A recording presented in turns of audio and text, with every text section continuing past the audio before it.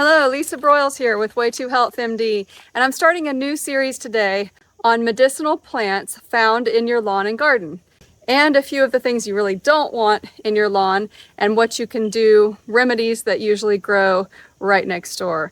I did want to really reiterate here the damage done by using pesticides on your lawn, on your food, specifically Roundup.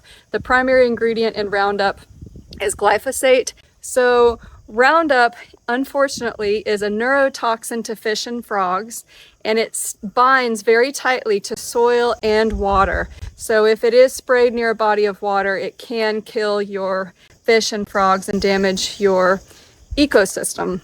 So in the human body, glyphosate is what we call an endocrine disruptor. So it actually can decrease male sperm counts and throw off women's hormones, making them have too high estrogen levels, kind of like plastics do. So Roundup and plastics are frequently ingested in our foods and work together to damage our immune system, our endocrine system, and even cause brain fog. So the glyphosate in high doses, people that actually work for a living with pesticides, they do actually have an increased risk of non-Hodgkin's lymphoma. Now, those of us that only get some occasionally in our food, again, dose matters. So a recent study showed that if you go all organic, stop eating foods that have been sprayed with pesticides, which is basically anything that doesn't say organic, and even some that do, you will have about a 60% reduction, 60 to 70% reduction in your glyphosate levels after 6 days. So the best way to avoid it is not to spray it and to try to use organic food as much as possible. So I don't want to go into further details other than just to say that genetically modified foods such as corn, soybeans, and cotton, which they make our clothing from, are the most heavily sprayed with Roundup because these are genetically modified to resist the Roundup, so it'll kill all the weeds around them and preserve the crop. It's also a kidney and liver disruptor, so it can actually increase the risk of non-alcoholic liver disease and chronic kidney disease. It induces oxidative stress. And again, for more details on how it does that, look at my genetics video on GST and GPX. So I want to just show you a few of the common plants that we're going to talk about in this series. So here you're looking at ragweed. Okay, ragweed is a very common allergen. For those of you that have seasonal allergies, you should not stand near this. But this is a weed in my garden, or in my lawn. So now watch. I'm going to walk just a few steps over here next to my well house, and we're going to see the remedy for that, which is a plant that's commonly confused with it, called goldenrod. Okay, so this here is goldenrod, and goldenrod is one of the ones I'll spend some time on in my future videos, but a tea made from this is wonderful to fight, you guessed it, common allergies. I know I've talked before about this jewelweed here. Here it is in beautiful full flower.